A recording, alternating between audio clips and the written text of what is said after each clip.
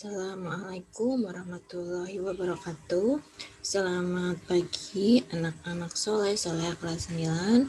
Pada pagi hari ini, hari Rabu, kita bertemu lagi di pelajaran PKN.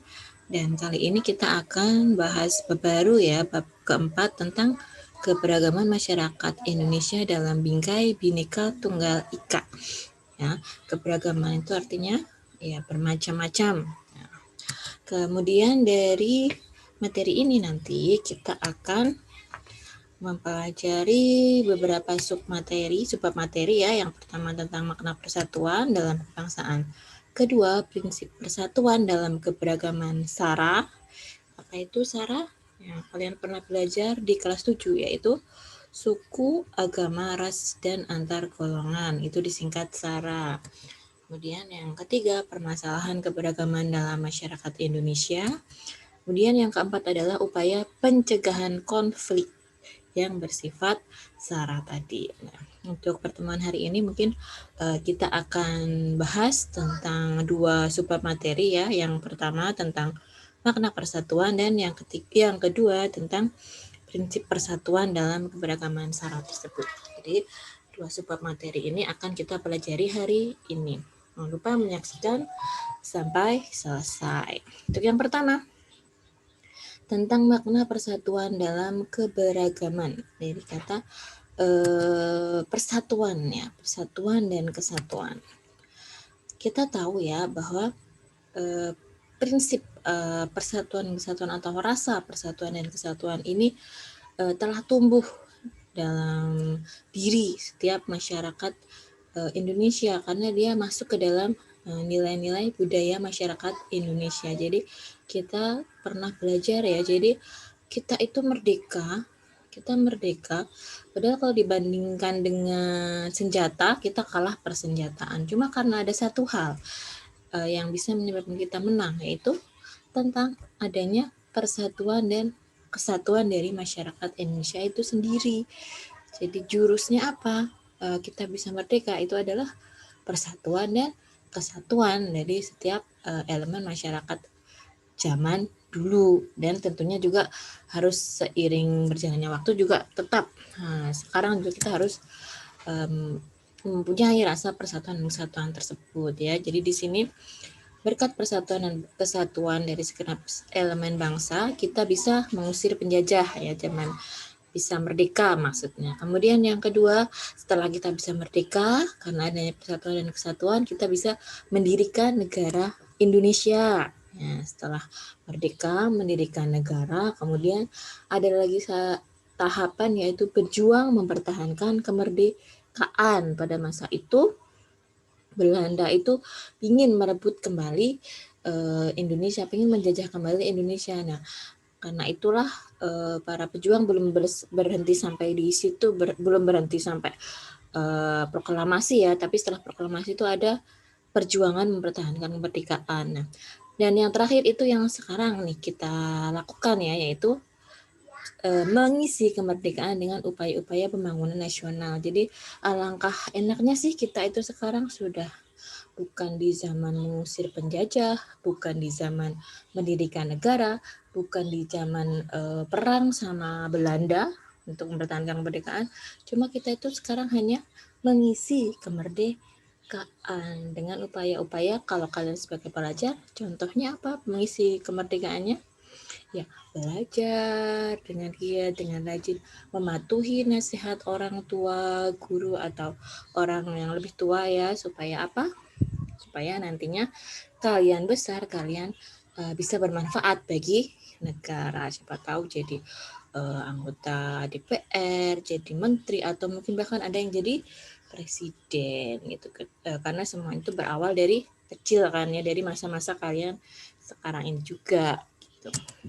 Kemudian yang kita alami saat ini ya, jadi kondisi masyarakat Indonesia itu beragam, bermacam-macam suku bangsanya, agamanya, ras, budaya, dan adat istiadatnya. Tapi kita itu tetap merupakan keluarga besar karena kita memiliki semboyan ya, penguat kita, yaitu semboyan Bhinneka Tunggal Ika, dalam pengertian berbeda-beda tapi tetap ya.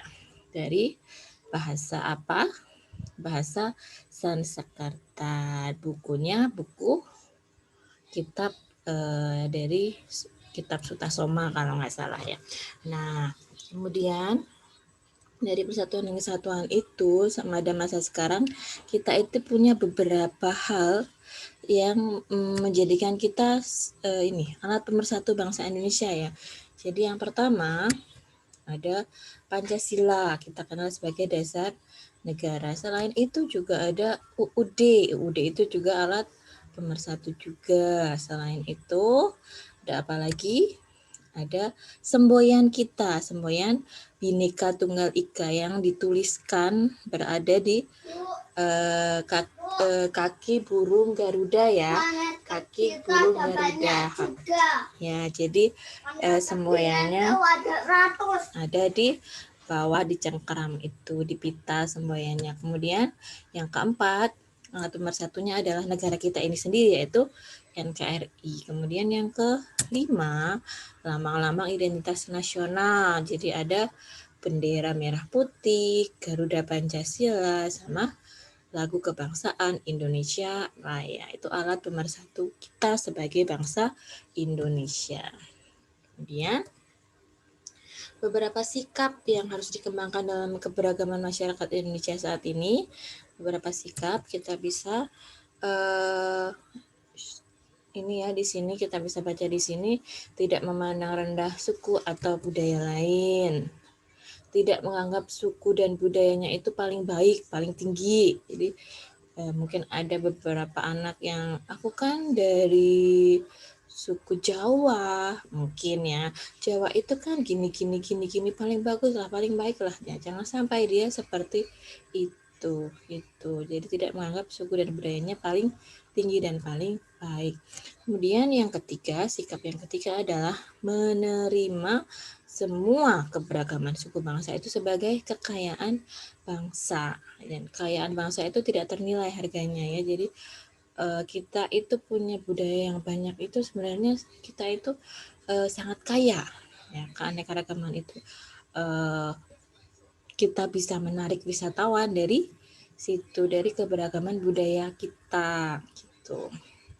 Kemudian yang keempat, sikap yang harus dikembangkan adalah lebih mengutamakan kepentingan negara atau kepentingan bersama daripada kepentingan daerah atau suku masing-masing atau kepentingan pribadi lah gitu. Jadi lebih baik mengutamakan kepentingan yang besar daripada kepentingan yang lebih kecil. Jadi tidak boleh egois. Oke, kemudian yang ke bab kedua, subbab materi yang kedua adalah prinsip persatuan dalam keberagaman SARA. Ada 5 prinsip, kita akan bahas satu-satu. Yang pertama adalah tentang prinsip Bhinneka Tunggal Ika. Kita tahu pengertian Bhinneka Tunggal Ika itu adalah ya berbeda-beda tetapi tetap satu juga ya, intinya seperti itu ya. Walaupun Indonesia itu memiliki keberagaman suku, agama, adat, kebiasaan, ras, tapi kita harus tetap bersatu karena kita mengikuti ya, berprinsip Bhinneka Tunggal Ika, yaitu berbeda-beda tapi tetap satu jua atau satu kesatuan. Yang kedua adalah prinsip nasionalisme Indonesia. Kata nasionalisme ini sudah sering Ibu katakan ya. Nasionalisme yaitu sikap cinta tanah air.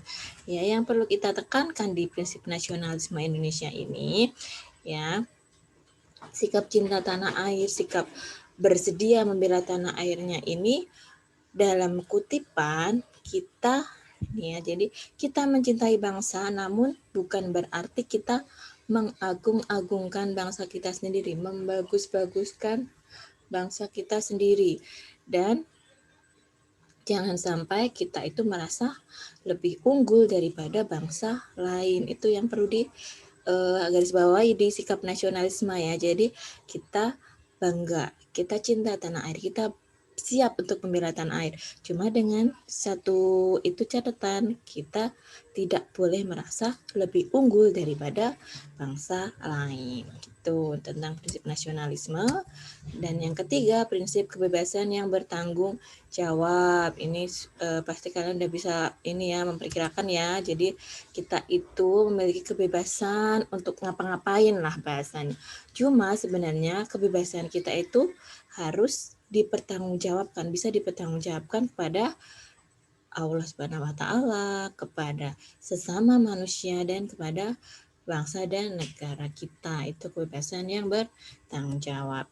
Yang keempat adalah prinsip wawasan Nusantara. Jadi kalau kita lihat pengertian wawasan Nusantara, bisa dibaca bahwa bangsa Indonesia itu merupakan satu kesatuan tentang ideologi, politik, ekonomi, sosial, budaya, dan pertahanan keamanan.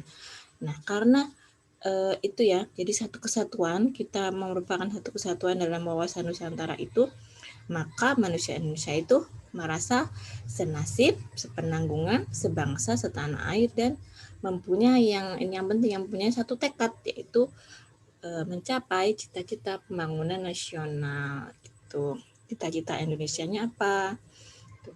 Kalau kita dari lagu bangsa lagu Garuda Pancasila itu ya, jadi cita-cita bangsa Indonesia itu adalah masyarakat yang adil dan makmur. Itu. Kemudian yang terakhir adalah prinsip persatuan pembangunan untuk mewujudkan cita-cita reformasi. Kita tahu bahwa kita ini berada dalam masa reformasi setelah kita masa Orde Baru kemarin, kita sekarang masuk ke masa reformasi. Sudah berlangsung selama bertahun-tahun ya, hampir 22 tahun reformasi. Nah, dengan semangat persatuan Indonesia ini kita harus dapat mengisi kemerdekaan serta melanjutkan pembangunan menuju masyarakat yang adil dan makmur sebagai cita-cita di era reformasi ini. Jadi tadi yang Ibu katakan, cita-cita bangsa Indonesia itu apa? Ya, masyarakatnya supaya bisa adil dan makmur. Nah, kemudian di sini ada sedikit lagi tentang tantangan. Jadi kebinekaan atau keragaman bangsa Indonesia yang terjadi ini bisa kita lihat sebagai potensi atau bisa kita lihat sebagai tantangan. Kalau potensinya itu apa? Jadi potensi keberagaman kita di Indonesia itu ternyata bisa membuat bangsa Indonesia itu memiliki kekayaan yang melimpah. Tadi katakan bisa menarik wisatawan asing untuk mengunjungi Indonesia, itu potensinya. Tapi keragaman itu punya tantangan atau ancaman, yaitu ya ini yang kita takutkan, yaitu membuat beberapa penduduk Indonesia bisa mudah berbeda pendapat, kemudian terpecah belah seperti itu mungkin ya. Kemudian mudah tumbuh perasaan yang kedaerahan, yang tadi sukuku itu lebih bagus daripada suku kamu, seperti itu. Nah, apalagi yang itu ya, yang perasaan kedaerahan itu sangat rawan karena nanti sewaktu-waktu akan bisa menjadi suatu konflik, ledakan yang akan mengancam integrasi nasional atau persatuan dan kesatuan bangsa, di mana kita sudah pernah melihat di berita beberapa konflik antar suku mungkin di Poso atau di mana Papua seperti itu. Jadi itu tantangan tentang keberagaman di Indonesia, sekaligus ada juga potensinya. Baik, terima kasih. Mungkin cukup sekian dari Ibu. Materi hari ini Ibu cukupkan. Nanti silahkan kalian mengisi absen di Google di Classroom ya, dari pertanyaan yang Ibu jelaskan, salah satu penjelasan dari yang Ibu jelaskan hari ini. Baik, terima kasih atas perhatiannya. Ibu tutup dulu. Wassalamualaikum warahmatullahi wabarakatuh.